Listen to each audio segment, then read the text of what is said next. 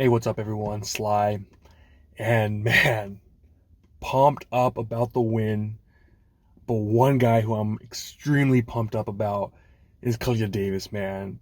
There's a few guys out there that I make videos of, like late round picks, that no one ever talks about. That I just constantly make videos because I feel that they have a potential of being a stud. One guy, obviously, is I make a lot of videos of Robert Beal. I feel that for some reason I have a feeling that this guy's going to be a stud. But another guy who I've been making videos about for the past 2 years, no one's made videos, but I have, man, and I'm pumped up because we saw him, Kalia Davis, man. We saw him finally have some action out there, and dude, he did not disappoint. Man, when I saw Big 93 in the game, I was like, finally, let's see if what I've been watching on film from this guy, seeing a little OTAs, mini camp, training camp, preseason, but obviously most of my film that I seen was from his college days at UCF. And man, he did not disappoint, man. Did not disappoint. What he did on that field, I think he had the fourth best PFF grade, fourth or fifth best PFF grade on this team, on defense against the Eagles. He had like a 71.3 grade. He had the best pass rush grade on the team with a 75.5 grade. Oh man. Oh man. The first play I saw him, I saw 93s in the game. I saw him rush up the field fast as hell. Now, that play, he went right there in the backfield. Unfortunately, the running back went straight up the middle. I think he got like 1 or 2 yards. I was like, damn, that was a great play, but you got to know where the running back's at. Young kid, so I was more encouraged just because he was out there and he flew. Because remember, in high school, this guy was a linebacker. So this guy could fly, man. But then, when I saw him going up against my boy Dickerson, probably the best guard in the game. I'm someone that loves the line guards, man. I'm always following guards in college, seeing which guys are studs and duds. The guy who I wanted, obviously, was Slater, absolute stud from Northwestern. I wanted him instead of Trey Lance. We went in a different route, and I love Dickerson. I love this guy out of Alabama. One of the best. This guy's a monster. That's why Jalen Hurts probably has the best offensive line. That's why his numbers look so damn good, is because of that O-line. But what he did to Dickerson, man, he freaking flew his ass like a damn rag doll. I was like, what the fudge is going on? I'm not gonna lie, man. The game's going on, but I'm watching Kalia Davis. He only had 19 snaps, but when he was out there, I swear, this guy was freaking beasting it. He looked like a grown-ass man. I think, what is he, like 23, 24? He's not even close to his prime. This is his first season, pretty much his first game, and going up against the best offensive line in the game, and he's freaking throwing dudes. And then to top it off, he gets a damn sack. Oh, man. I'm pumped, man. I know everyone's talking about the win and all that, but I'm looking at individual players, especially the young cats, man. Samuel Womack, seeing what he's doing out there in special teams. He may be just as good as Odom. You saw that play where Samuel Womack just timed it perfectly. Pumped by Wisnowski, and he timed it right when that ball hit the guy, the punter. Boom, whacked him. So these guys are these second-year guys, man. They're developing, man. They're getting there. And when Kalia Davis got that sack, you saw Brock Purdy on the sideline. When Kalia Davis was doing his Eric Armstead impression there, Brock Purdy was jacked up because that's his draft class right there.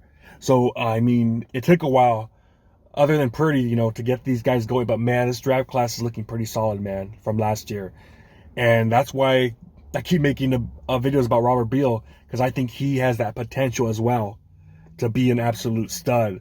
When I scout these guys, man, when I see someone, I'm not gonna lie, man, straight up, when I saw Castro Fields, when I saw him the first day of training camp last year, when I was there, the first few days, I'm like, I'm sorry, man. This guy, he's not gonna cut it. He's getting toasted way too much. I just wasn't a fan, at all of this guy. And, unfortunately, we released him, and I don't even know if he's in the NFL right now. But when I see some of these picks, man, I have to keep making video after video of these guys. And I'm pumped, man. I'm pumped. And I think it's just he's gonna get better and better. Little more snaps, little more snaps. Me personally, coming into this year, I wanted Kalia Davis to be our number 3 defensive tackle. I thought that he probably looked a little better than Kinlaw and Givens. I thought that they're kind of, you know. But quick shout out to Kinlaw, though. He finally got a sack, first time since 2020. I think got 2. I know you could say they're coverage sacks, but give it to him, man. Give it to him. Give him his flowers. Congratulations there. But Kalia Davis, man, hopefully if he continues this trend, this guy could get more and more snaps. Because to me, he's always reminded me of DJ Jones. He has the same body type. Not the tallest, not like these guys, Kinlaw, Armstead, 6'7" guys. Nah, I think he's short and stocky. When I say short, I think like 6 feet tall. But this guy has power. Power. And he has speed. He has that linebacker speed. So, man, if we hit on this guy, and in this first game, it looks like it's a damn hit. I know it's just one game. I have to pump the brakes. But, man, when I make so many videos of this guy, and he finally gets that chance, and he performs one of the best PFF grades on the defense against one of the best teams in the NFL, and gets a sack. Ooh, man. I mean, what else could you ask for, man? What else could you ask for? A lot of times we take back in when Trent Baalke, we had Trent Baalke, and we would draft these guys with the ACL tears, pick them in the first, second round, which didn't make sense. Who remembers Tank Carradine? We got him. We got a guy named Reisner. I don't know if you guys remember him, a cornerback back in the day. All these guys had ACL tears, and I don't mind getting guys with ACL tears or MCL, whatever they have, but I don't like them that high. We got Kalia Davis, I think, in the 6th round, so it was worth a shot. I remember Marcus Lattimore, 3rd round. That's too high. But when you take a shot on these guys, because remember Kalia Davis, he was going to be a top 100 pick. He was on pace to be at least a 3rd round pick. But then he, one of the last games of the season, unfortunately, gets hurt, and his stock drops. And we take a chance later in the draft, and oh man, if this hits, we're gonna have him with Nick Bosa for quite a few years, man. And then if my other prediction's right, if Kalia Davis is right, and this other prediction of Robert Beal, who I keep hyping up like crazy to be an amazing pass rusher that I think he's gonna be, oh man, I was just so happy what he was able to do against the best guards in the NFL. Was Jarwin or whatever, looked good against him too. So, man, I was so upset when we got rid of DJ, because I thought DJ was one of our heartbeat of that defense, But he signed, obviously, with Denver, having a pretty great year himself, that 3-year, $30 million. And then we went out and got Travis Ward, who's right now, these past few games, he's worth it, man. He's been worth it, what he's been doing at DK. And he started off slow against AJ Brown, but then he got it together, man. And really, Steve Wilkes and them did a great job. But absolutely amazing job by this young second-year redshirt, pretty much. He didn't play last year. He's like pretty much a redshirt freshman this year. And doing that against this offensive line, that's a guy you got to keep looking out for, man. When you see Big 93 in the game, man, that's one thing we struggled with in the NFC Championship game last year against these guys, the Eagles. And then this year they were really good against running team too. They're not really as good in the defense, but they were still a solid running team.